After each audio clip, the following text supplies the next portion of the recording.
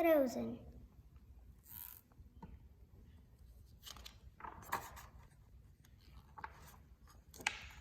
On the edge of a fjord, a deep mountain lake ringed by majestic peaks, the kingdom of Arendelle was a happy place. During the day, shopkeepers, fishermen, and ice sellers kept the city bustling. At night, the northern lights often lit up the sky in beautiful patterns. The rulers of Arendelle, the king and queen, were kind.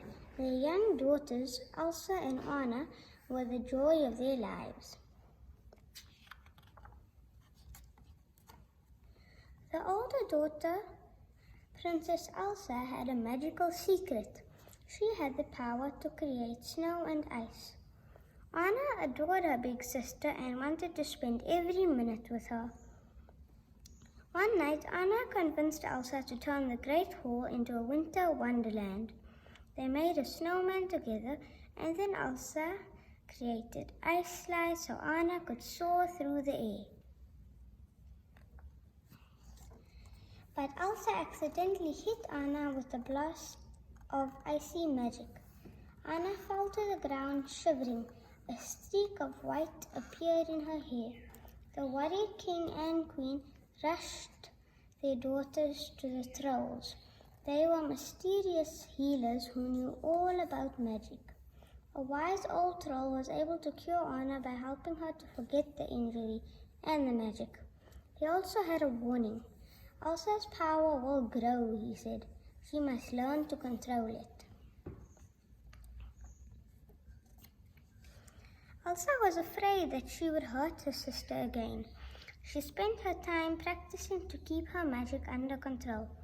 It was difficult, especially when she became upset. As a precaution, the king decided to keep the castle gates closed. Anna couldn't remember Elsa's magic, but she still wanted to play with Elsa. No matter how much Anna pleaded, Elsa refused to open her door. Years passed, but the girls didn't grow any closer, even when their parents were lost at sea. Then one summer day, it was time to crown Elsa as queen. Guests from far away sailed to Arendelle for the coronation. Anna was excited to meet so many new people, especially a handsome young prince named Hans. Meanwhile, Elsa was still struggling to hide her powers. She just hoped she could make it through the day. Suddenly, bells rang. The ceremony was about to begin. To Elsa's relief, the coronation went exactly as planned. Afterward, a party was held in the Great Hall. Anna and Prince Hans spent the evening laughing and talking. It was love at first sight. Anna introduced Hans to Elsa and announced that they were engaged. Elsa objected. "You can't marry a man you just met." "You can if it's true love," Anna replied. "My answer is no," Elsa said firmly and started to leave the room. Anna couldn't believe that Elsa was walking away without talking to her. Feeling upset, she grabbed Elsa's hand and accidentally pulled off her glove. "Why do you shut me out?" Anna asked. "Enough," Elsa cried. Suddenly an icy blast shot from her uncovered hand and coated the room in ice. Everyone stared in shock. Frightened by her own power, Elsa fled from the hall. As she ran through Arendelle, everything froze around her. "Stay away from me," Elsa warned her subjects. She didn't want to hurt anyone. The townspeople were confused and afraid. "Monster!" yelled the Duke. Even the fjord froze as Elsa stepped onto the water. All the ships were locked into the ice. Elsa quickly crossed the fjord and ran up into the mountains. As Elsa climbed higher, she let her powers loose. For the first time, she didn't have to hide them. She used her magic to create a beautiful ice palace at the top of the mountain. It would be Elsa's new home, where she could be free and alone. She'd never hurt anyone again. Elsa's midsummer blizzard covered Arendelle with snow and ice. The whole kingdom was panicking, and Anna knew she had to find her sister. Leaving Hans in charge of the kingdom, she rode into the mountains, but her horse got scared and threw her off. Anna was lucky to find a little trading post. Inside the trading post, Anna bought dry clothes. Just then, the door flew open. In came a mountain man covered in snow. His name was Christoph, and he said that the storm was coming from the North Mountain.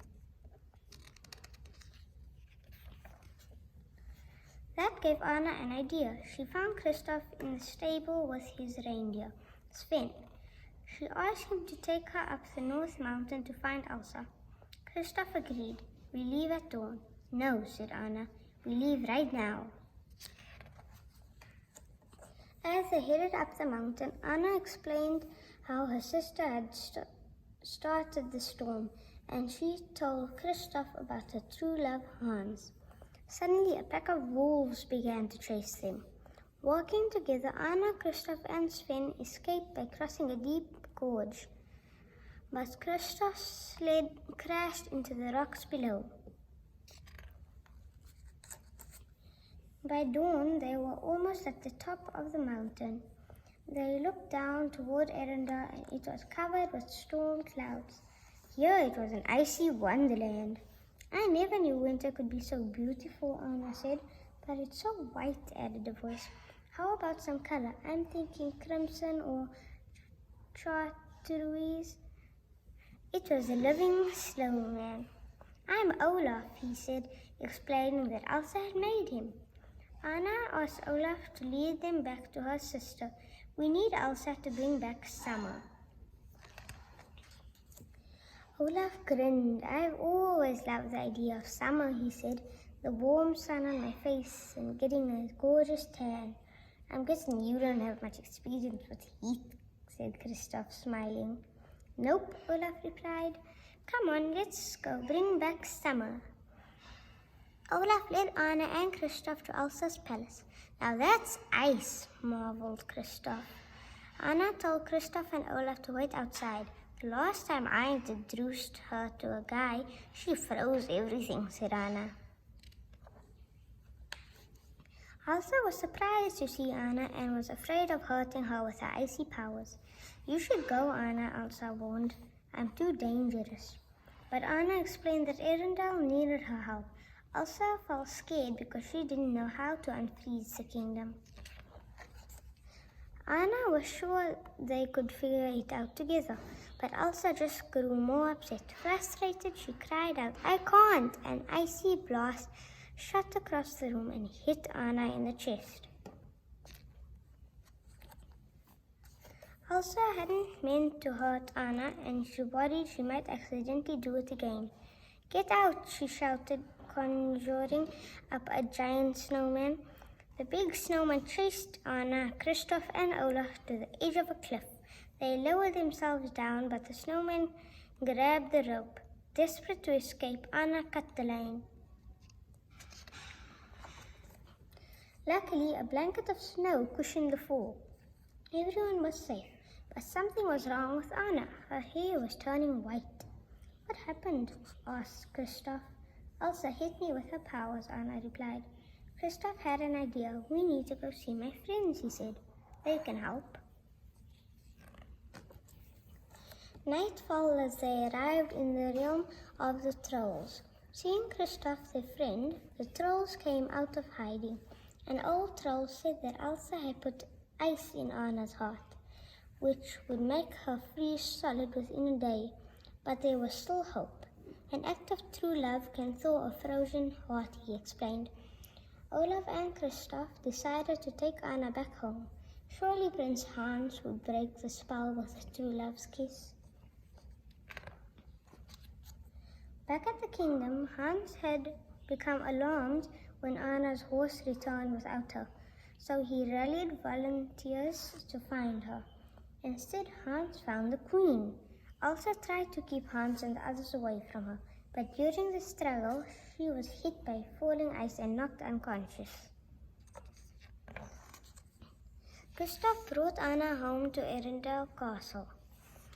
The servants wished Anna inside. Kristoff was starting to realize that he cared deeply for Anna, but he knew she was in grave danger and she already had a true love.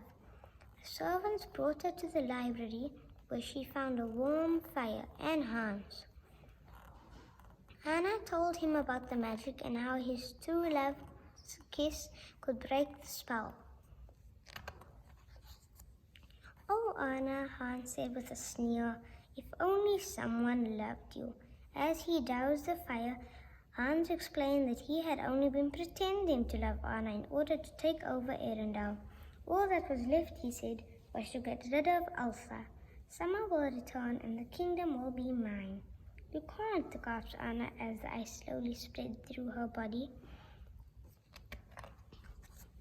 Hans' search party had brought Elsa down from the North Mountain and imprisoned her in the castle. But while in the cell, Elsa's fears that she might hurt the kingdom had grown, and so had her magic. Finally, her powers had burst through the walls. When Hans went to the queen's cell, Elsa was gone. Meanwhile, Olaf had arrived just in time to help Anna escape from the castle. The little snowman realized that Kristoff loved Anna, which meant Kristoff's kiss could break the spell. Anna, nearly frozen, moved slowly across the field towards Kristoff. But then she saw something else. Hans was about to strike Elsa with his sword. With all her remaining strength, Anna threw herself in front of Elsa. Hans brought his sword down just as Anna turned to solid ice. With a resounding clank, the blade shattered. Elsa spun in surprise, then threw her arms around Anna's frozen figure. "Oh, Anna," she sobbed. Suddenly, Anna began to thaw. "Elsa," whispered Anna, blinking. "An act of true love can thaw a frozen heart," Olaf said, suddenly realizing what had happened. With her sacrifice, Anna helped her sister see that love was more powerful than fear. As Elsa's fear faded, love filled her heart and the winter snows began to melt. After the field melted, the visiting ships sailed away, and Olaf was finally able to enjoy summer, thanks to the snow cloud that Elsa created for him. Anna gave Kristoff a new sled, but he wasn't anxious to leave, especially when Anna surprised him with a kiss. Elsa made an ice skating rink in the castle and threw open the gates. Everyone had a wonderful time skating with Queen Elsa and Princess Anna. At long last, the kingdom of Arendelle was a happy place once more. The end.